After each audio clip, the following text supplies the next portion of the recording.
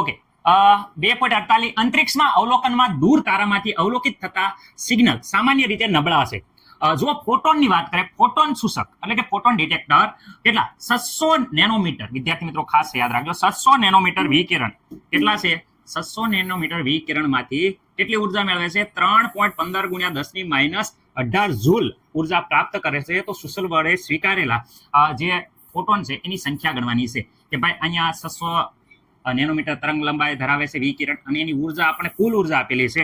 તો આટલી બધી ઉર્જા જે મળી એમાં ફોટોનની સંખ્યા કેટલી હશે? ઓ સર આટલી બધી. હા ચલો ફોટોનની સંખ્યા ગણવાની છે. પેલા ઉર્જા કુલ ઉર્જા આપી છે તો આપણે એક ફોટોન છે એની ઉર્જા ગણવી. કેવી રીતે ગણીશું? તરંગ લંબાઈ ઉપરથી. તરંગ લંબાઈ આપે એટલે ખાસ યાદ રાખવાનું લેમ્ડા. તમે જોઈ શકો સૌ પ્રથમ 600 વિદ્યાર્થી મિત્રો નેનોમીટર. સર હવે તો અમને ધબધબાટી આવડી ગયું છે કે નેનોમીટરને મીટરમાં ફેરવા હોય એટલે વિદ્યાર્થી મિત્રો આપણે 10મા ધોરણથી જોઈશું 9 આ થઈ જાય મીટર માઇનસ પણ. ઓકે આ તરંગ લંબાઈ આવી ગઈ. ઓકે સર તરંગ લંબાઈ મળી ગઈ. હવે એમ કહે છે કે આની ઉર્જા ગણવાની છે. એકની ઉર્જા ગણો અને કુલ ઉર્જા આપેલી છે. રાઈટ? એટલે વિદ્યાર્થી મિત્રો આપણે કરશું તો લાસ્ટમાં આપણે કરશું કે ભાઈ અહીંયા શું છે? ફોટોનની સંખ્યા શું કરો ગોતવાની છે? ફોટોનની આપણે ગોતવાની છે સંખ્યા. ઓકે સંખ્યા. રેડી? હાલો પેલા તો કુલ ઉર્જા જેટલી હતી એ બધી કુલ ઉર્જા. ઓકે એમાંથી એક ફોટોનની ઉર્જા વડે ભાંગી નાખશું એટલે વિદ્યાર્થી મિત્રો આપણે ફોટોનની સંખ્યા મળી જશે. તો એક ફોટોનની ઉર્જા કેટલી છે એની હાટુ તો આ ગણતરી થાય છે. રાઈટ? એની હાટુ તો આ ગણતરી થાય છે. તો અહીંયા જો આપણે સૌપ્રથમ વિકિરણ આપીએ છે. ચલો આની ઉર્જા. ઓકે ઉર્જા બરાબર તો સર અમને ખબર છે E = તો સર HV. અરે V આમાં છે જ નહીં, આવૃત્તિની વાત થતી જ નથી. પણ આવૃત્તિનું સૂત્ર અમને ખબર છે. શું ખબર છે? કે ભાઈ H જ્યાં આવૃત્તિ છે વિદ્યાર્થી મિત્રો, આવૃત્તિ V = તો અમને ખબર છે C/લેમ્બડા સર. રેડી? ઓકે સર આમાં બે વસ્તુની આ કિંમત ખબર પડે, C અને H. ઓકે H પ્લાન્ક સળાંક છે, C પ્રકાશની ગતિ છે.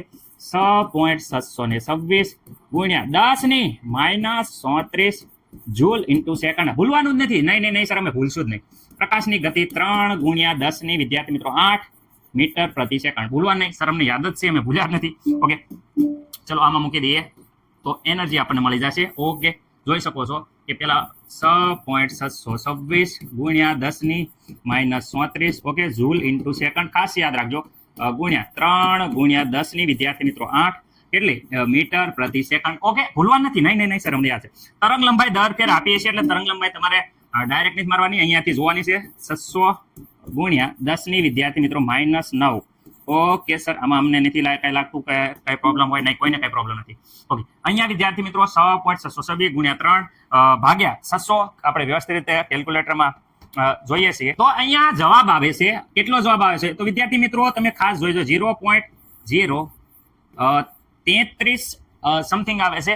3313. ઓકે અહીંયા વિદ્યાર્થી મિત્રો આ પ્રકારે જવાબ આવે છે. ઓકે 10ની માઇનસની વાત કરે તો વિદ્યાર્થી મિત્રો આ -9 ઉપર જશે તો પ્લસ થઈ જાય છે. 18 અને 9 17 વિદ્યાર્થી મિત્રો 34 માંથી 17 જશે તો વિદ્યાર્થી મિત્રો તમને ખબર છે 17 દુ 34 થાય એટલે 17 ઘાત વધશે. એ પણ કેવી? 34 મોટા છે, માઇનસ છે તો -17 ઘાત વધશે. આટલી વિદ્યાર્થી મિત્રો આપણને આવે છે. શું આવે છે? ઉર્જા આવે છે. મને નથી લાગતું કે કોઈને કઈ પ્રોબ્લેમ હોય, એ પણ ઝૂલમાં. સર પોઈન્ટ હરખા કરો. ચલો પોઈન્ટ હરખા કરો તો 2 પોઈન્ટ પછી વિદ્યાર્થી મિત્રો 2 પોઈન્ટ પછી આપણે લખીએ તો 3.313 ગુણ્યા 10 વિદ્યાર્થી મિત્રો અહીંયા 2 ઘાત વધારી દો 17 18 19 આવી જશે જૂલ અને આ આવી ગઈ એનર્જી. ઓકે સર આ આપણને મળી ગઈ છે. શું મળી ગઈ છે? આ મળી ગઈ છે જૂલ અને આ મળી ગઈ છે એનર્જી. કેટલાની? એક ફોટોનની એનર્જી. આ એક ફોટોનની જે એનર્જી મળી એ વિદ્યાર્થી મિત્રો અહીંયા મૂકી દો. કુલ ફોટોનની ઉર્જા આપણને પાછળ ઉપર ખબર હશે. ચલો વ્યવસ્થિત રીતે ચલો કુલ ઉર્જા જો અહીંયા આપેલી છે કેટલી છે? 3.15 ગુણ્યા 10 માઇનસ કેટલી છે? 18 જૂલ. અને એક પ્રોટોનની જે આપણને મળી છે અહીંયા 3.313 ગુણ્યા 10 માઇનસ કેટલી છે? 19. ઓકે 19. એ પણ વિદ્યાર્થી મિત્રો કેમાં છે? ઝૂલમાં છે. ઓકે આ ઝૂલમાં છે. તો ઝૂલ તમે જોઈ શકો છો કે ભાઈ અહીંયા જ્યારે ઝૂલ હોય તો આ ઝૂલ ઉડી જશે. અને વ્યવસ્થિત રીતે કેલ્ક્યુલેટર અહીંયા જોશું વિદ્યાર્થી મિત્રો. વ્યવસ્થિત રીતે કેલ્ક્યુલેટરમાં તમારે જોવાનું છે.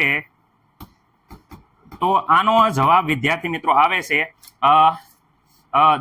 0.98. રેડી? 0.988. આ સમથિંગ આ જો મારે આવું આવે છે તમે એકવાર જોઈ લેજો વિદ્યાર્થી મિત્રો. 98. રેડી? 0 તો પણ તમે એકવાર તમારા કેલ્ક્યુલેટરમાં વ્યવસ્થિત રીતે જોઈ લેજો. ઓકે, અહીંયા -18 છે, ઉપર જશે તો વિદ્યાર્થી મિત્રો અહીંયા 10 ની 1 ઘાત વચ્ચે એટલે કે 10 વચ્ચે વ્યવસ્થિત રીતે આપણે અહીંયા પોઈન્ટ આગળ લઈ જઈશું તો અહીંયા 9.8 સમથિંગ કહેવાય ને કે વધે છે. એટલે એપ્રોક્સિમેટલી તમે આને કહી શકો, શું કહી શકો કે અંદાજે વિદ્યાર્થી મિત્રો 9 ફોટોન, કેટલા 9 ફોટોન. ઓકે, સંખ્યા, ફોટોનની સંખ્યા કેટલી આવી? ફોટોનની સંખ્યા. સર આવી રીતે કેમ તમારે આવ્યું? હવે રામ જાણે કેવી રીતે આવ્યું, પણ વિદ્યાર્થી મિત્રો જવાબ મારો આવે છે. ગણતરીમાં કદાચ ભૂલ હોઈ શકે, પણ મેથડમાં મારા ખ્યાલ મુજબ જરીએ પણ ભૂલ નથી. જરાક જોઈ લેજો વિદ્યાર્થી મિત્રો, અને પાછળ આ જવાબ સાથે તાલમેલ બેસાડી દેજો. પાછળ વિદ્યાર્થી મિત્રો આપ્યા છે 10 પ્રોટોન આપ્યા છે. કેટલા આપ્યા છે? 48મો દાખલો છે, 10 પ્રોટોન આપ્યા છે, એટલે અહીંયા 9.8 છે. એટલે એપ્રોક્સિમેટલી વિદ્યાર્થી મિત્રો અહીંયા સોંપણીમાં આપ્યા છે 10 પ્રોટોન, તો આપણે આ 10 પ્રોટોન કહી દઈશું. 9 આપણે અહીંયા હટા સાવનથી ઘટા, અને આપણે આને કહી દઈશું 10 પ્રોટોન. ઓકે સર, તો 9 હમણાં કેમ કે તમે કીધું 9.8 છે, એટલે રેડી. આપણે પાછળની ટેક્સ્ટ બુકના જવાબ પ્રમાણે જોયું છે, ગણતરીમાં તો 9.8 આવે છે.